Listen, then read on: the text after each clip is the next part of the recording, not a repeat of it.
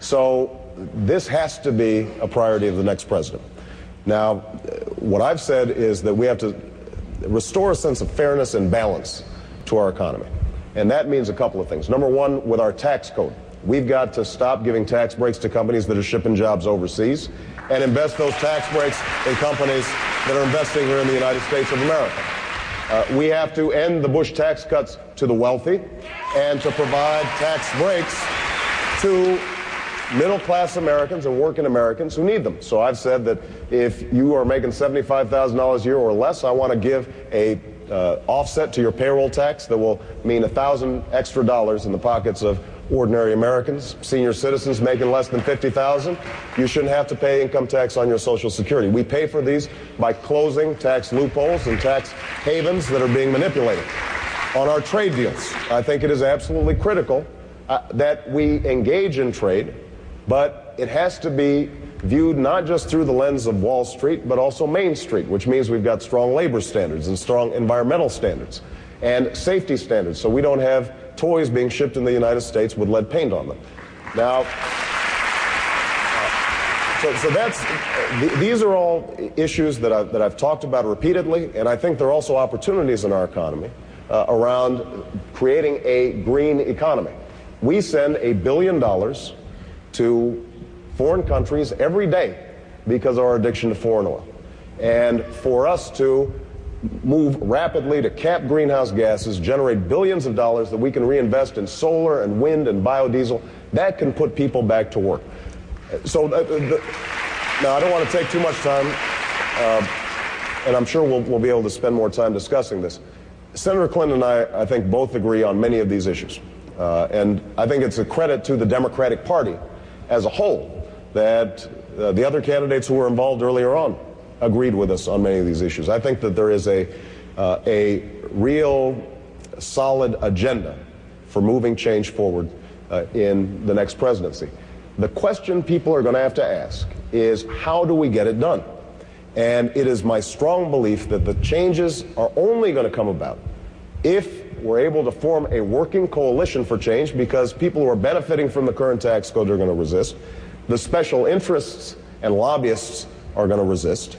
And I think it has to be a priority for whoever the next president is to be able to overcome the dominance of the special interests in Washington to bring about the kinds of economic changes that I'm talking about. And that's an area where Senator Clinton and I may have a slight difference, but I'm happy to let her speak first and then can pick up on anything that's been left out. Let's give Senator Clinton that opportunity. And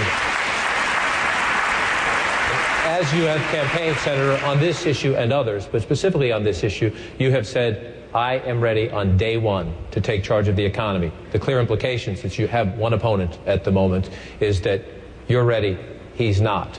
What would you do differently on day one than a President Obama would when it comes to managing the nation's economy? Well, I would agree with a lot that Senator Obama just said, because it is the Democratic agenda. We are going to rid the tax code of these loopholes and giveaways. We're going to stop giving a penny of your money to anybody who ships a job out of Texas, Ohio, or anywhere else to another country. We're certainly going to begin to get the tax code to reflect what the needs of middle-class families are, so we can rebuild a strong and prosperous middle class. You know, the wealthy and the well-connected have had a president for the last 7 years, and I think it's time that the rest of America had a president to work for you every single day. We will also have a different approach toward trade. We're going to start having trade agreements that not only have strong environmental and labor standards, but I want to have a trade timeout. We're going to look and see what's working and what's not working, and I'd like to have a trade prosecutor to actually enforce the trade agreements that we have before we enter into any others. We're also going to put much tougher standards in place so that people cannot import toys with lead paint, contaminated pet food, contaminated drugs into our market. We're going to have a much more vigorous enforcement of safety standards. Now, in addition, there are steps I would take immediately. One is on this foreclosure crisis. I have been saying for nearly a year we had to crack down on the abusive practices of the lenders. But we also need a moratorium on home foreclosures everywhere I go. I meet people who either have been or are about to lose their home. 85,000 homes in foreclosure in Texas, 90,000 in Ohio. I've met the families, the hairdresser, the single mom who's going to lose her home, the postal worker who got really hoodwinked into an agreement that wasn't fair to him. So I would put a moratorium for 90 days to give us time to work out a way for people to stay in their homes, and I would freeze interest rates for 5 years, because these adjustable rate mortgages, if they keep going up, millions of Americans are going to be homeless, and vacant homes will be across the neighborhoods of Texas and America. Now, in addition, there are 3 ways we need to jumpstart the economy.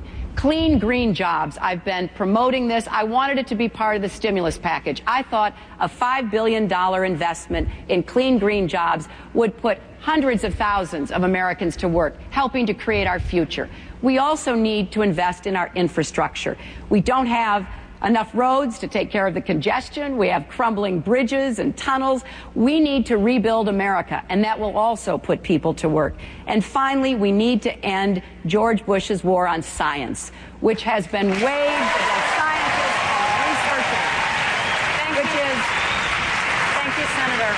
And we've got a lot of ground to cover, so I want to switch about gears. How we fund the future. We've got to get back to being the innovation nation. Think of everything that goes on at this great university to create the new economy and new jobs. All right, Senator Clinton, thank you very much. And as I was saying, we got a lot to get to, so I do want to shift gears and go on to another topic, especially important here in Texas, which is immigration. And Jorge, you have a question. Vamos a hablar de inmigración. Federal rates by immigration enforcement officials on homes and businesses have generated a great deal of fear and anxiety in the Hispanic community and have divided the family of some of the 3 million U.S.-born children who have at least one undocumented parent. Would you consider stopping these rates once you take office until comprehensive immigration reform can be passed? I would consider that, except in egregious situations where it would be appropriate to take the actions you're referring to. But when we see what's been happening with literally babies being left with no one to take care of them, children coming home from school, no responsible adult left, that is not the America that I know. That is against American values, and it is a stark admission of failure by the federal government. We need comprehensive immigration reform. I have been for this. I signed on to the first comprehensive bill back in 2004. I've been advocating for it. Tougher, more secure borders, of course, but let's do it the right way. Cracking down on employers, especially once we get to comprehensive immigration reform, who exploit undocumented workers and drive down wages for everyone else. I'd like to see more federal help for communities like Austin and others like Laredo, where I was this morning, that absorb the health care, education, and law enforcement costs. And I personally, as president, would work with our neighbors to the south to help them create more jobs for their own people. And finally, we need a path to legalization to bring the immigrants out of the shadows, give them the conditions that we expect them to meet, paying a fine for coming here illegally, trying to pay back taxes over time, and learning English. If they had committed a crime in our country or the country they came from, then they should be deported. But for everyone else, there must be a path to legalization. I would introduce that in the first 100 days of my presidency.